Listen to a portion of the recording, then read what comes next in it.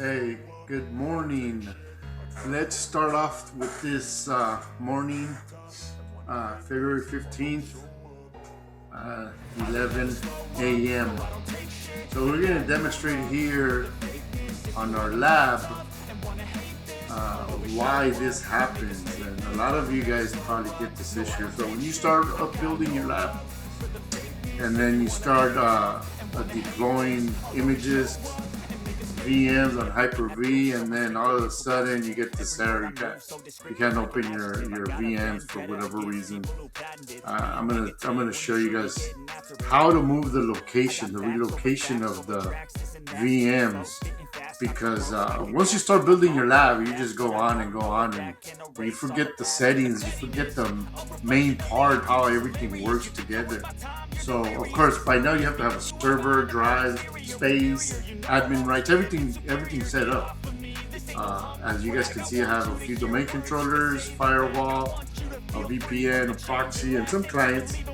But I've been running into it, and I've already knew this was going to happen because it happened to me a couple times with that error message, but I just kept letting it go. But now I'm doing a video on this. So when you build your VMs, the default location where it drops the VM, the VHDX, is right here on your computer. It doesn't point to it depends where you want to point it, but a lot of times you just go through the wizard and complete it. But this location is not a recommended location.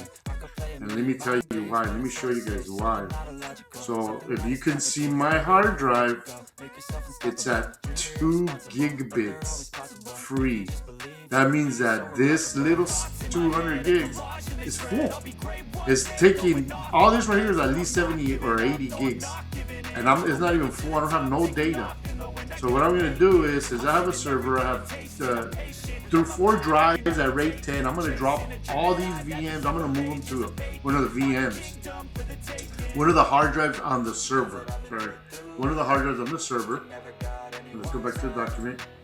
So I'm gonna move, so this error message, you'll get it when you don't have no more room, right? And if they're all pointing to the computer, because your computer, all you should use your computer is to use Hyper Manager, the tool, so it can redirect you to where your main bread and butter is, your server, your drives, your NAS, your network, and so on and so forth. So first, power off all your virtual systems. Make sure you can use this command on PowerShell. It's really easy to just do it on the GUI side, and then do a snapshot if possible. Same thing as a checkpoint on VM, just to make sure you have a backup. I mean, it's all up to you guys. Depending if you guys are in the corporate world, you want to do a snapshot, especially if it's an Active Directory server, domain controller. Of course, at this point, you already know where the VMs are located. For example, I just demonstrated where mines are, and then I'm gonna also find them here on tree size. You can use tree size. You can use anything to identify where your location is at. So, for example, in mine, I used the redirection from the settings on the VMs, and I found they're all right here. Look at this, 99. There are 99 of them right here. They're all right here. Look, DC1, DC2. So they're stored on the computer. They're just an image, not the actual ISO. The ISOs, I have it on a partition of one of my RAID storages. This is just the image that gets created. So all these, I'm gonna move to the server, to one of the partitions that I just rated. So let's start. Let's start with DC2. And here's a point. Here's a point. So I'm gonna log into the server. I'm gonna log into to my server's drives, just to show you guys. So you guys have to prep this. It's not just we're gonna drop it anywhere, because then you have the same issue. Let's prep it. Let's log into the server, and then let's go to see where all those drives are. And I'm gonna show you guys. I'll show you guys as I go. Let's get into PowerShell. So that command is get ps drive, just to see all my drives on that server. So here it goes right here. So if you guys can see here, A, C, D. This one here, F, is an external I have plugged in here. So this server has a core version of Hyper-V. I didn't put the GUI because I'm not gonna. All I needed to use the Hyper-V manager. So let's go into the where I know where I'm gonna drop them. So the preparation is the first thing, right, before you just start dropping. Otherwise, you're gonna get the same thing. So if you guys can see on this 1 terabyte, I have my ISOs. I don't have to create so many. I don't need so many because this is a lab, right? This is just emulating whatever troubleshooting I'm gonna do at work. I come and do it here first. So here it goes. Look, so I have my ISOs 1, ISO 2, my VMs, where I use to deploy. Then this is where my DH are gonna drop. So I already created that file, but I'm gonna create another one just so you guys can see when I start moving them. So let's go into the VM one. So as you guys can see, I have a snapshot. I already have these two. This one, I already moved one. Of course, I've been doing it before. I'm not gonna just do it live. I did it a couple times. I already had the idea that I was gonna do this. So let's go back. Let's go back now. So I have VMs. I'm gonna do one that's. I'm gonna separate the DCs just because of the fact that those are the ones that probably will hold more data, the Active Directory, and I'm not gonna have no data stored on servers. That's not good practice. So let's make directory, and let's call this DCs. DCs. DIR DCs.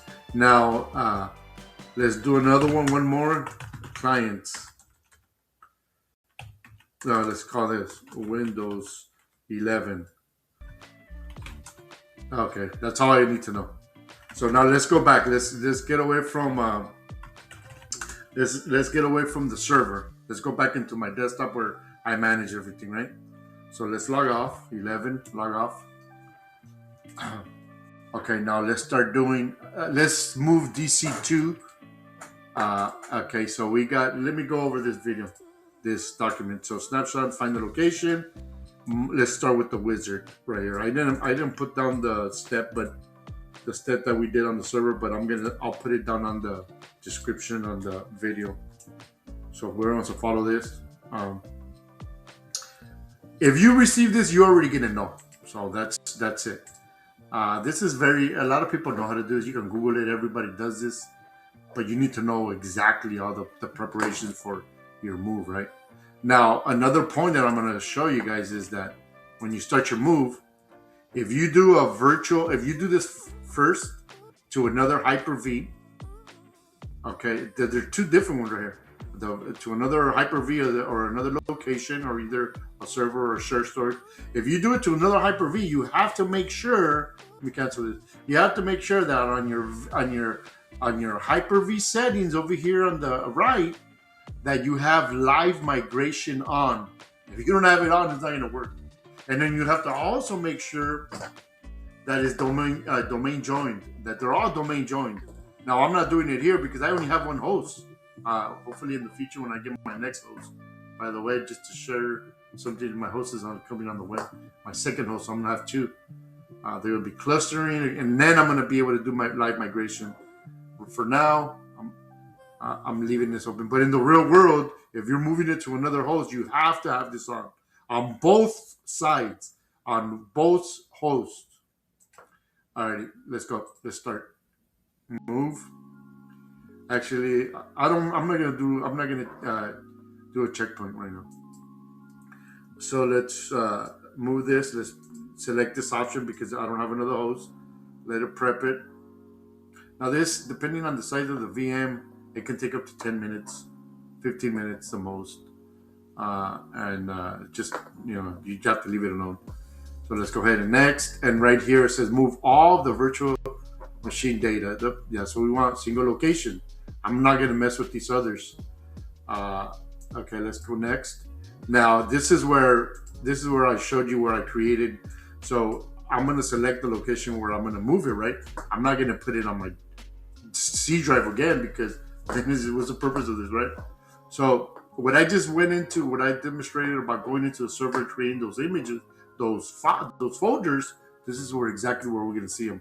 So here it is. Look, this is my C drive on my computer, right here on my physical computer that I use to launch to get into the host, the server. Now I don't want to dump it in here. This one is another data where I have it on. This is an actual location on the server on this computer, and these two drives are where I have my information, right? My data. Now A is where I went in and I created these folders, as you guys can see, VM, Windows 11, remember, and DC. So I'm going to drop it on this DC. I'm going to select this folder right here. Look at this. Current location 26. Okay. Next. Now we're going to finish. Now once we finish this, this is where the process is going to continue. It's going to start the synchronization of one place to another. And I'll probably pause the video, but hopefully by here you guys know exactly how to prep it and do the move, and this is how exactly we have to do it. So let's go ahead and continue. Okay, performing the move. So I'm gonna do a quick pause and I'll see you guys back. Okay, it completed like 7 minutes. And let's check the path. Oh, and another thing I have to mention before I forget, I was remembering when I paused the video. Let's look at the location first. So okay, here goes the DC virtual disk. So this is exactly where I pointed it, right? Another thing before I forget. So if you don't have to use this wizard, the Hyper-V wizard. You don't have to use it. You can go into the location like how I found the location here, wherever it's at, right here. Look at this virtual. You can go into your computer and find it. I already found it, but so let's just for the demonstration. I'm still under the time. So let's see. Let's go into Windows. I already know the location, but I don't know on top of my head. So let's go in here. Let's grab one of these settings. This is important, man, because if you guys are gonna be in the Hyper-V or whatever, even on VMware, they do the same thing. You're gonna have to do this trick, and this is an important part at your work site to know. So let's go ahead and we just copied the path. Okay, it's right here. So let's paste it. Okay, it doesn't like it. That's fine. Windows, and then Hyper-V disks. They're all right here. See, they're all just sitting in my computer. Look at all this. Look at all this. Now the paging, that's a different story. It's just not gonna page here. So look, 61 gigs. Okay, so now if you guys move these, say I don't want to go through the wizard, and you want to say copy and dump it on a drive or on a different location here on your NAS, then you can do that too. You wait, you do the process, you prep, but then you're gonna have to grab that location, that path, and put it right here. Point them together. Otherwise, it's just gonna crash on you. And then going forward, you have to do one by one. I don't know if there's an option to do multiple, but I haven't even searched that. I don't even want it to crash or lose an image, especially if you're in the real world. Okay, just to let you guys know. So here's a path. If you change your path, remember, put the right path, and then that way they can match up.